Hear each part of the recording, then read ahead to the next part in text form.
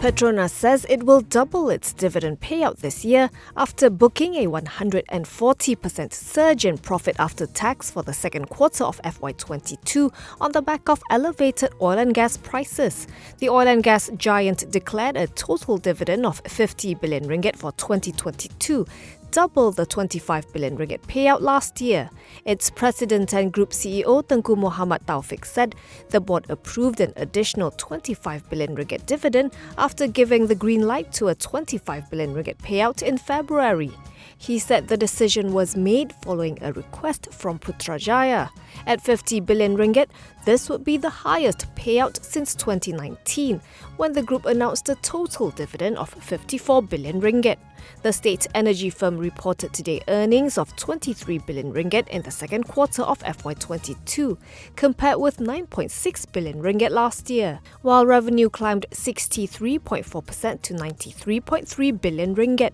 For the first half of FY22, profit after tax jumped 146.8% to 46.4 billion ringgit, while the top line was 57% higher at 172.1 billion ringgit.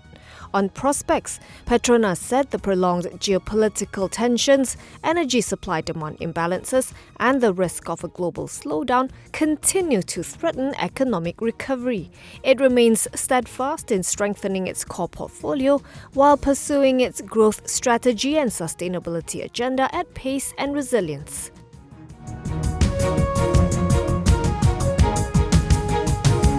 Prime Minister Datuk Seri Ismail Sabri Yaakob says he is ready to consider tabling Budget 2023 if it is permitted by the Constitution and the law.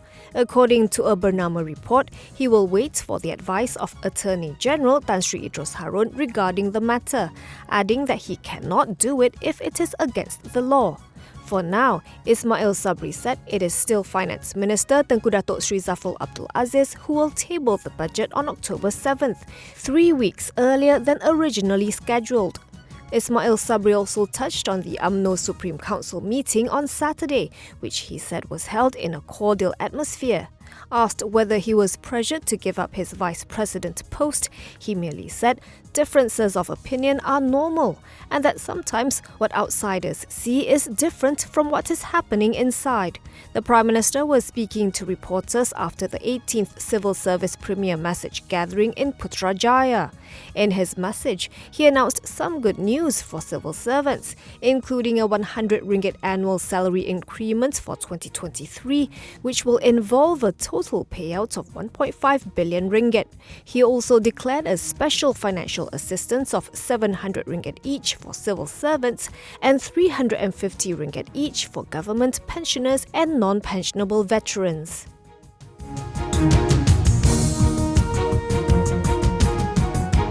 CIMB Group Holdings posted an 18.1% jump in second quarter FY22 earnings on higher operating income, contained cost escalation as well as lower provisions across key markets.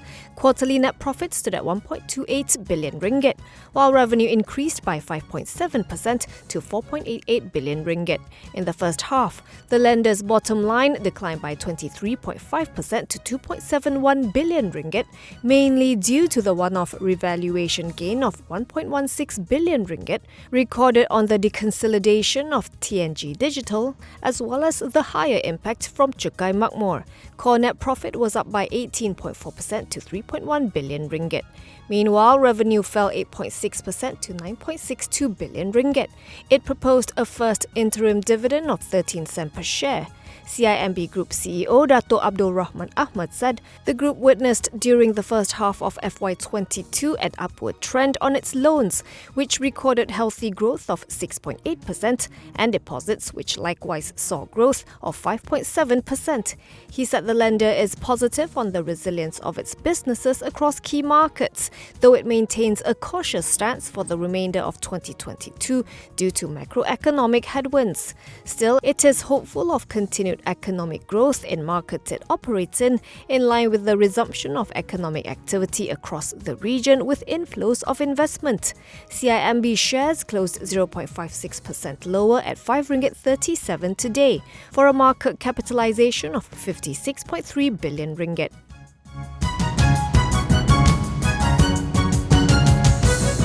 Hong Leong Financial Group booked an 18% increase in its fourth quarter FY22 net profit to 674.68 million ringgit. This was driven by its commercial banking division, Hong Leong Bank, whose earnings grew 32% to 907.64 million ringgit on lower provisions and higher net income. The group's insurance division, HLA Holdings, and investment banking division, Hong Leong Capital, recorded lower contributions during the quarter. It declared a final dividend of 31 cents per share, bringing the total dividend for FY22 to 46 cents per share. Net interest income inched up by 1.2% to 949.68 million ringgit. For the full FY22, Hong Leong Financial Group's earnings rose 8.3% to 2.45 billion ringgit, while net interest income climbed 8.4% from the previous year to 3.86 billion ringgit. Looking ahead, the group's president and CEO Tan Kong Kun said, although Malaysia's economy should remain resilient, external headwinds are likely to weigh on the outlook of the global economy in the second half of 2022. He said the normalization of interest rates by Bank Negara may be mildly positive to its commercial banking business. However, the risk of softening economic activities with consumer sentiment turning cautious may curtail private sector consumption, he said, and further dampen the outlook in the investment climate. These factors, coupled with rising domestic inflation, would likely put some pressure on its operating cost. Hong Leong Financial Group's shares were 0.51% lower at 19 ringgit 42 cents at the close, valuing it at 22.28 billion ringgit.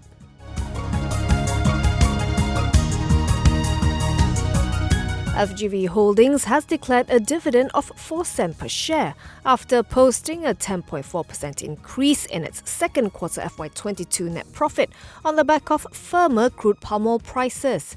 The plantation giant saw its earnings rise to 374.02 million ringgit as revenue jumped 58.64% to 7.43 billion ringgit.